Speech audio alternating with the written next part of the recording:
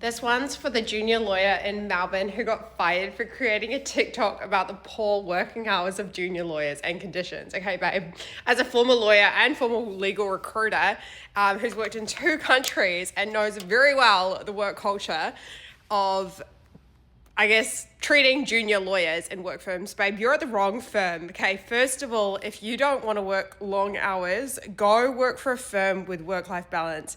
Here are my tips. So first of all, it's not necessarily always about the firm. Sometimes it's about getting a good partner. So even when you're going to the smaller firms, make sure that your partner prioritizes work-life balance and ask the other lawyers in the team what kind of hours they work, when they can usually leave the office, do they actually leave by 5 p.m.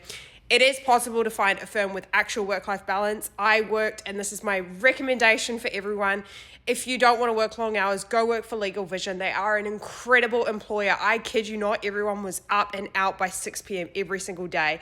That is the work culture. They use technology to make their jobs more efficient, and they put the junior lawyers in front of the camera all the time. So you're not just stuck doing shit work. There are firms out there for you. You just have to make sure you pick one with the right work balance fit.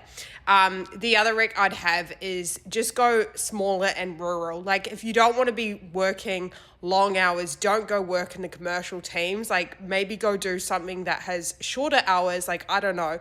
I presume I've never done family or like more rural stuff. I presume like property and family at a rural firm has probably got better work-life balance. But honestly, go to a firm where you can find recommendations from the other lawyers about the times they leave work. And also don't prioritize like the firm, prioritize the people, and ask the people what their hobbies are. If everyone's got hobbies of their own, like they play sports and they I don't know, they also are musicians, they obviously aren't spending all their time at work because they've got time to do these other hobbies. So that's another way to like find out if everyone is actually living out work-life balance, is ask them what they do for fun.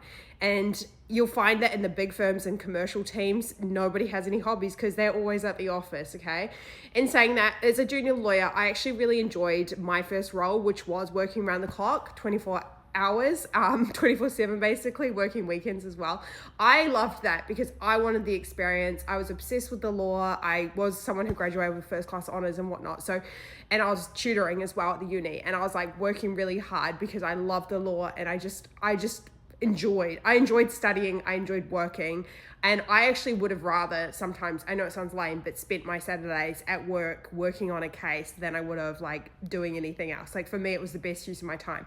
Same with investment bankers. Often like they actually prefer their jobs. So it's not to say that all this like round the clock working is actually bad for people, because a lot of people actually really enjoy work and enjoy studying. So just make sure you're joining a firm that has the right fit for you personally. Not everyone feels the same way as you, and a lot of people actually really do enjoy the work. Correct me if I'm wrong, because that's my personal experience and also experiences of my friends, and a lot of my friends are very ambitious and do want to learn. Like they really value those big firms and that work experience. I'm not defending the big firms. I'm just saying that if you tell a bunch of junior lawyers to go home at 7 p.m, a lot of them won't want to go because they want to learn, right? You've spent 6 years at university competing, working around the clock, and you want to continue that because you want to be the best lawyer you can be, and you want to be a partner before you're turned 30 and whatnot. Like a lot of people are very ambitious. So that is just all in all to say, like, I feel you. I'm sorry for what you've experienced. I just think it's a kick in the right direction to get to where you really belong. And also most people, like half of lawyers don't even end up practicing law. Like maybe law's not for you. Maybe you should go work in a different career. And that's not saying like, you're not good enough for law or anything. It's just to say, genuinely, I no longer practice as a lawyer. Like there are so many opportunities for lawyers out there outside the legal industry. Just because you've trained as a lawyer doesn't mean you have to work as a lawyer. So maybe law isn't for you, and maybe you should literally look for other roles where you're probably going to make more money doing something else. Junior lawyers get paid shit all. It's even worse in New Zealand, by the way. Like Australians have it good. Particularly Sydney and Melbourne, like much better pay than in New Zealand and some other countries. So yeah, like literally consider your other options, other careers, other industries, whatever you did your your law degree with. If you did a conjoint degree, maybe do a role in that career instead, because if you are a smart woman, you'll figure out how to succeed in the workplace with work-life balance.